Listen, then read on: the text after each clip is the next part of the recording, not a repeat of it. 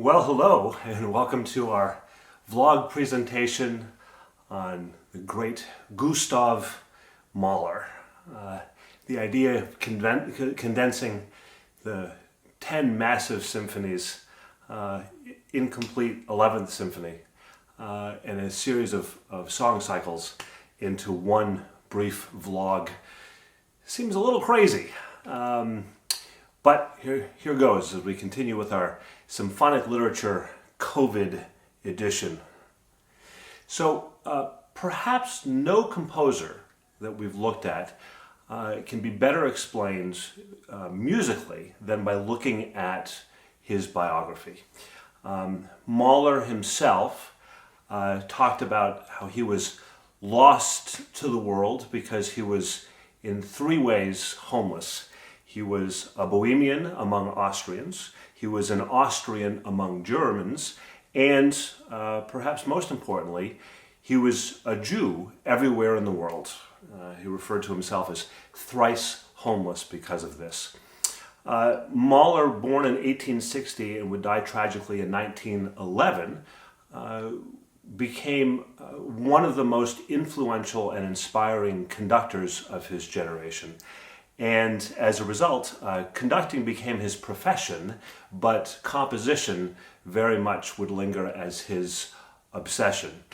His career was launched in about 1880, and it really only provided opportunities for him to compose during the summer. And during his mature years, the summer would frequently be spent in the Alps outside of Austria, and would capture much of the spirit and the folk nature of the glorious mountains, and sounds of cowbells and rustic dances would be prevalent throughout his works. Within his biography, we know that he met with the great Dr. Freud, I think it was around 1910, and in this beachfront stroll, he confided that as a young child, he was observing just a horrible encounter between his father, who by all accounts was quite abusive, and his mother, who by all accounts was miserable in the marriage. And as the oldest child experiencing this, he ran outside, and in the street was an organ grinder just playing Aus du lieber Augustin. So this conflict between great tragedy and things that are lighthearted to a point of being trite is something that is really quite profound to understand about Mahler's music, and it explains perhaps the most polarizing component of his music, this ability to go back and forth with emotional swings in a very short time span can make people who love this music feel that he really understands the emotions of the human experience, but for some people can just be too overt and just too polarizing. But I'll say this about Mahler: people either love it or hate it. There doesn't tend to be much of a middle ground. And composition for him is really going to occupy two primary interests. One, the symphony, and the symphony for him is the ultimate expression of a composer. He at one point in time referred to symphonies should contain everything. They should be like the universe, all by themselves, which is why each of them has such a unique sound. But he also spent quite a bit of time composing songs. And what we'll see is over the different phases of his creative life, that the subject matter that he was working with for song would have a great influence on his symphonic output, and to an extent vice versa. So his mature creative output phase is divided into three different areas, according to the Stedman text. The first one would be a phase that's inspired by folk music, and it's also going to coincide with him doing a lot of folk settings of The Boy and His Magic Horn, his Knaben Wunderhorn. And in 1888, we see the first draft of his first symphony. With all of Mahler's symphonies, when we think about Mahler's music, we're going to think about a massive orchestra, routinely more than 100, and by his Symphony Number 8, which has its nickname, the Symphony of a Thousand, clearly much more still. And Mahler uses this, not unlike Strauss, his contemporary, to provide epic climactic moments, but also to create a massive palette from which he can draw from, like a painter. And it's not unusual for him to write incredibly delicate chamber moments with very unusual colorings because of the different and unusual combinations of instruments that he was able to build upon. So the first symphony sort of took the world by storm and was divided initially into 5 movements, and he would continue to rework this over a period of time. 1888 was the original construction, but he would continue to work on it as a conductor and composer all the way up through 1906. And finally settled on it with a program that he at times used and times didn't use. Can be very troubling to follow.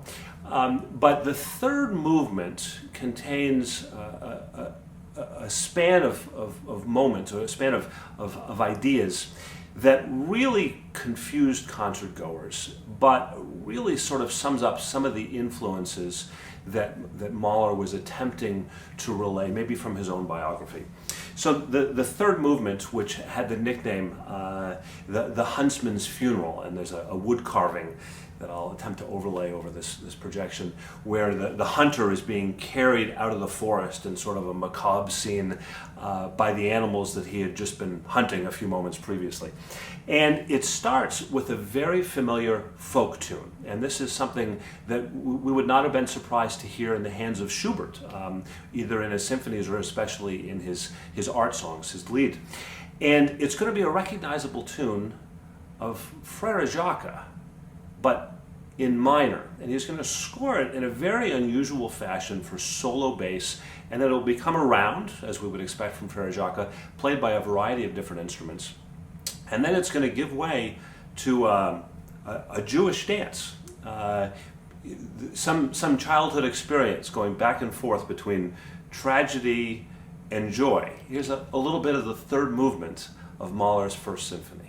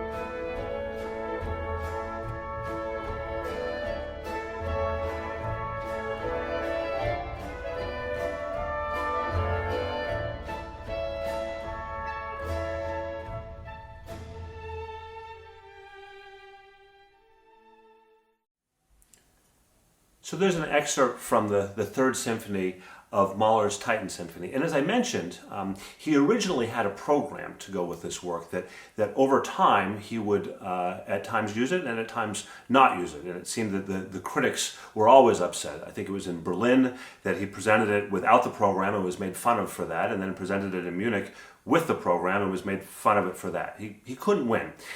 Regardless, audiences heard this and were confused. On the one hand, we have the tragic sound of this folk song and the unusual scoring, and then the joy of this traditional Jewish dance. Well, almost immediately after finishing the First Symphony, he started work on his Second Symphony. And this is where we're going to see him turn his attention to the influences of the boy's magic horn, and the folk texts and songs that will actually work their way into his music. Now, the First Symphony was actually a funeral march for the hero, the Titan, the character from the First Symphony. And then he was stuck and actually didn't complete the work until about 1894.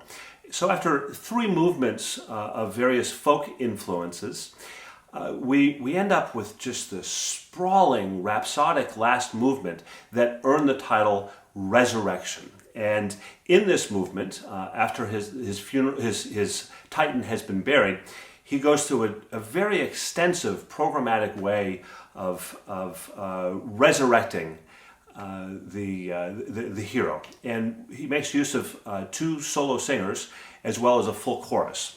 We're going to just play the very end of this, and I actually have to say I feel a little bit guilty just playing the final couple of minutes of this. If you have time, please check out the full work, about an hour and 15 minutes.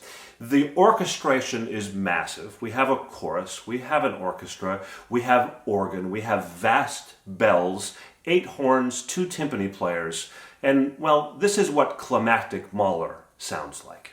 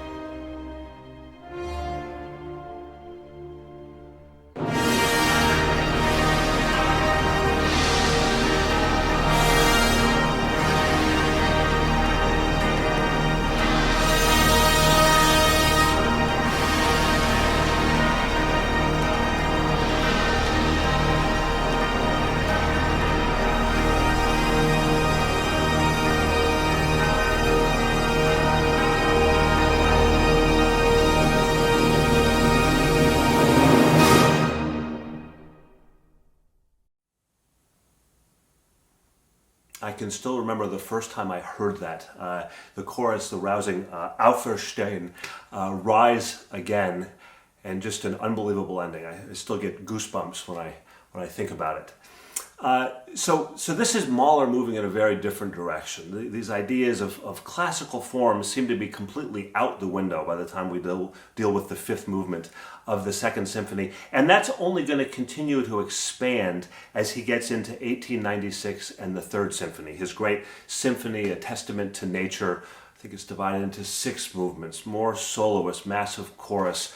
The first movement's another funeral march, a double exposition. It's the longest of his symphonies. And that's going to bring us to 1901. And 1901 is going to see Mahler turning away from the idea of these vast forces within his orchestra. This will be his smallest orchestration. He'll actually omit trombone and tuba completely. But he starts with a very folk-like, rustic melody. And this is Mahler at perhaps his most Viennese.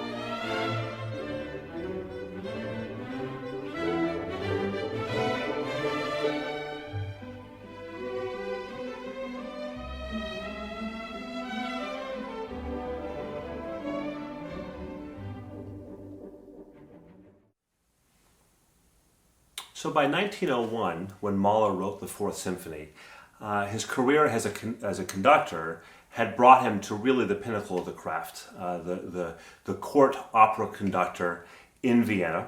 And he also fell madly in love with, and married one of the most beautiful women in all of Vienna, and that was Alma Schindler, who would become his wife. And at this point, he turns his attention away from the folk influence of this Knabenwunderhorn, the boy's magic horn texts. And he starts to work on texts inspired by Charles Ruckert. The Ruckert Lieder, the Kindertotenlieder, will all follow in relatively quick proximity, 1902 to 1905. And he also acquires a complete collection of the works of Johann Sebastian Bach. And he spends a great deal of time studying these works.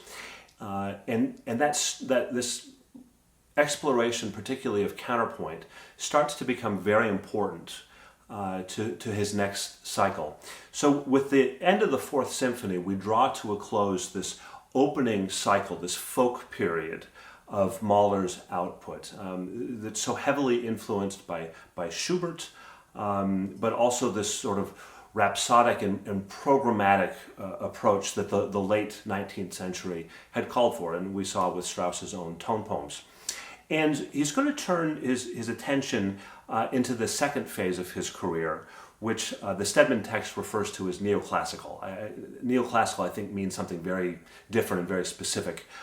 So I think that what he's going to do is take some time and look back to the past and think a little bit more about form and the organization of his works. He's also going to eliminate the use of voice, which was such an important part of the Second and the Third Symphony, and there's also a soprano song in the last movement of the Fourth Symphony.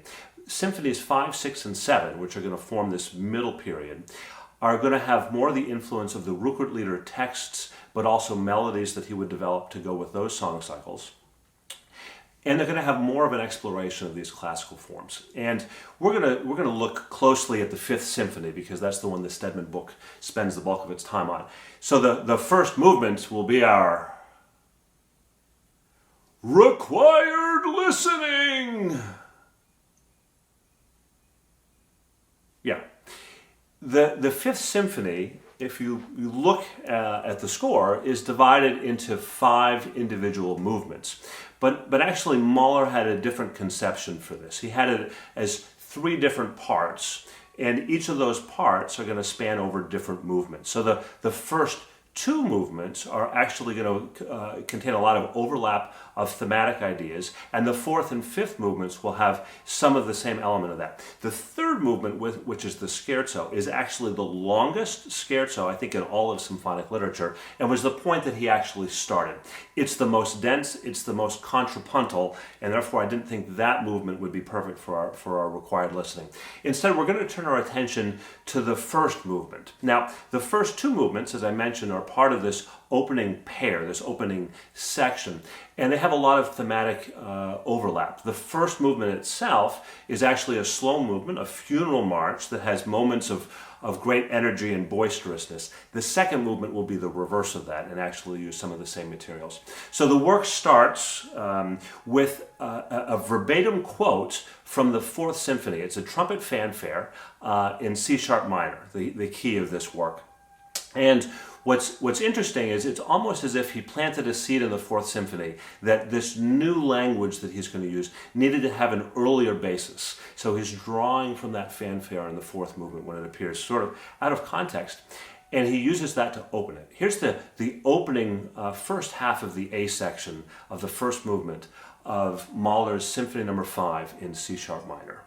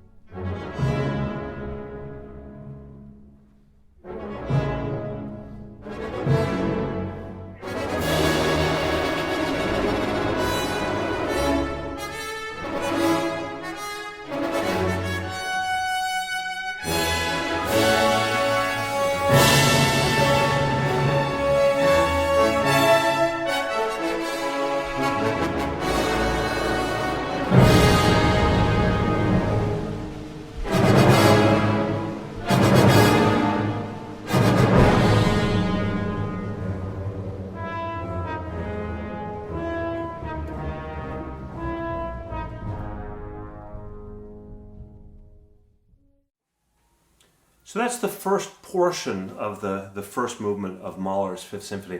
Now, a couple things that are new with this symphony. This movement is identified by the text as being in a ternary form, A, B, A, and then a coda at the very end.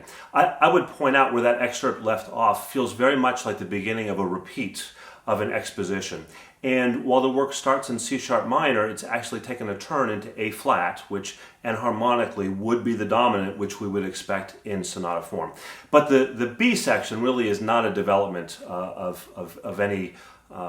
It would be difficult to label it as a development, and therefore not really a sonata form. But this idea of tonic moving to dominant and then back again for the closing A section does have some similarities. The second movement itself will in fact be a sonata form movement. Now from here, the B section is this first of these major stormy outbursts that we're going to hear, complete with an epic horn line where all 6 of them soar up to a high C.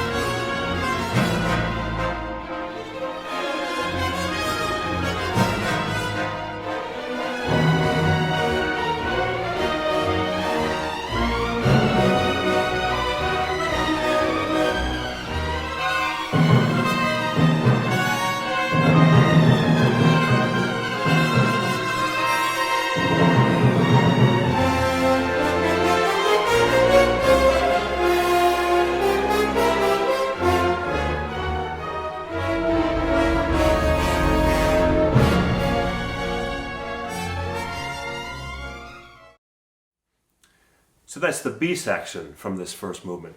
Another thing that's new with this work is this idea of progressive tonality. And this is something that really, I can't think of examples of this prior to Mahler. So this is a work that's in C sharp, but over the course of the work it becomes even more triumphant, and he actually ends up moving up a half step to D major. So while the work starts in C sharp, it eventually comes to rest in D major. Progressive tonality.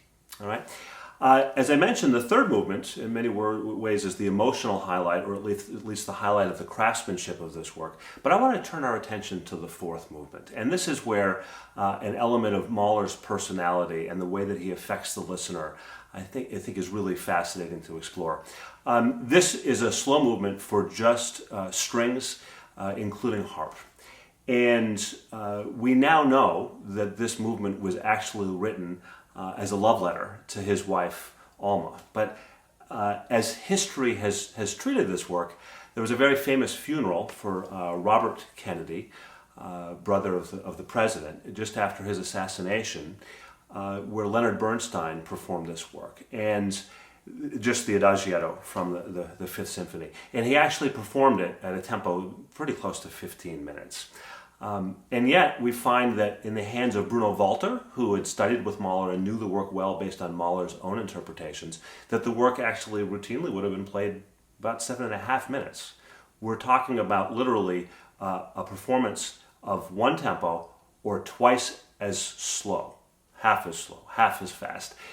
8 minutes, 7.5 minutes, all the way up to 15 minutes. And that's something that's very unique about Mahler and the way that he has an ability to speak to us personally in our own way and still be completely convincing.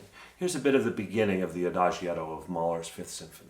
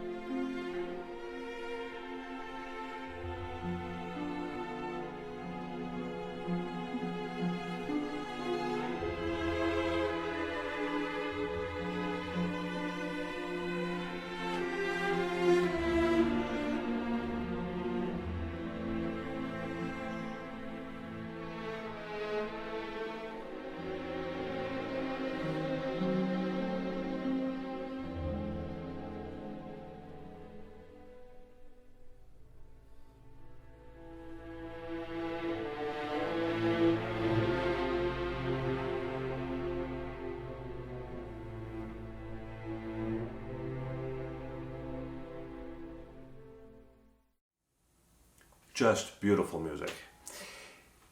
Well, this middle period of Mahler's output, which is again dominated by the 5th, 6th, and 7th symphonies, three works that are completely instrumental with no use of voice, no use of choir, and a real departure from what he had written during his first 4 symphonies. And again, his biography is going to come into play pretty significantly.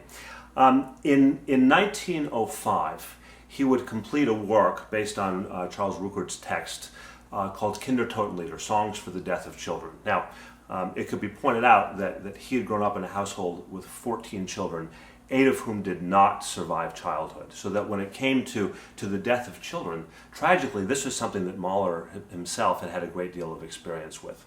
Well, his wife, Alma, was horrified at the notion that he had written a work with such a title, particularly when he had 2 young baby girls of his own. And in 1907, we're going to experience a year of great tragedy for Mahler. The first of which he loses his music directorship in Vienna. Mahler, as a Jew, despite having converted to Catholicism, was literally constantly under persecution by the press, by musicians, by a whole host of influential figures within turn-of-the-century Vienna, and those figures finally persevered to the point where he was forced out in 1907. Incidentally, he had been forced out from the Vienna Philharmonic Orchestra a few years prior to that, and this was followed almost immediately by the tragic death of his oldest daughter, Maria, from scarlet fever. And incidentally, while the doctor was checking on his daughter, he said, Doc, if you don't mind, take a look at me. I'm a little bothered by some things. As it turned out, the doctor was able to identify that he had a congenital defect in his heart that filled him with a great deal of anxiety, a great deal of unknown about the future, or even how long Mahler himself would live. So these are 3 great tragedies that occur all in 1907. Well, back in 1905, he'd actually sketched out the 6th Symphony. And for fans of Mahler, the thinking man's choice is always the 6th Symphony. Spectacular first movement. The Adagio is unprecedented in his output. And then the final movement, he almost as if foreshadowing these 3 great tragedies that he would experience in 1907. He calls for a massive hammer stroke, and he writes in 3 of those, the third of which he eventually took out. I think he starts to see himself programmatically as the hero in this symphony, and the 3rd hammer stroke would mean the end of his life, so he ends up removing it. But just a magnificent work and a very exhilarating work. This is followed by the 7th Symphony, which is, I would say, by far the least performed and perhaps the least understood of Mahler's symphonies, which brings this middle section, 1900 to 1905, really to a close. The 6th and 7th were finished within close proximity. He would continue to revise these works. So this brings us to the final portion of Mahler's life, which would last from 1907 really to the end of his life in 1911. And the Stedman book again refers to this as an eclectic period. I would say this is Mahler very much struggling to say goodbye and attempting to do that both with text and without. And it provides a series of works that don't necessarily have a lot of relationship to each other, but which pave the way for a new aesthetic. He talked about, he wished that he could see the performances of his 5th Symphony 50 years after their premiere to see what wonders they would be surrounded by with new music. He was very influential with Schoenberg as well as Berg and Webern, who would take music, not necessarily symphonic music, but Western music in completely new directions. Some of that at Mahler's impetus. But this last period starts with the 8th Symphony, which he completes initially in 1906, and then it's the last of his works that he actually gets to hear the premiere of. He conducts it in Munich, I think in 1910. This is a massive work, his Symphony of 1000, which is written, he set out to write it in 4 movements and ended up writing it in 2. The first one is based on a Latin text, and then the last movement, which spans for about 45 minutes, is actually a massive work with soloists and chorus. That's a setting of the final scene from Goethe's great masterpiece, Faust. It's a spectacular work, and you should listen to it. From there, we have Mahler acutely aware of the curse of the Ninth Symphony. The Ninth Symphony, as Beethoven would go no further, Schubert would go no further, Bruckner wouldn't be able to finish it. And Mahler, in a moment of wisdom, insight, fear, decides to write his next symphony as a symphony of song.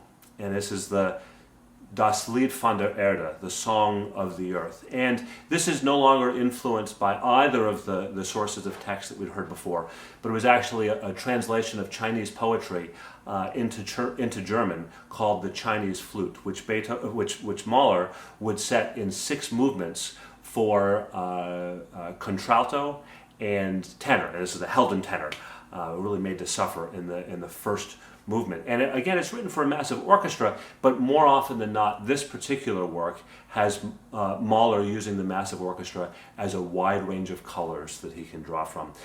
The great American conductor and composer Leonard Bernstein referred to this as Mahler's greatest symphony.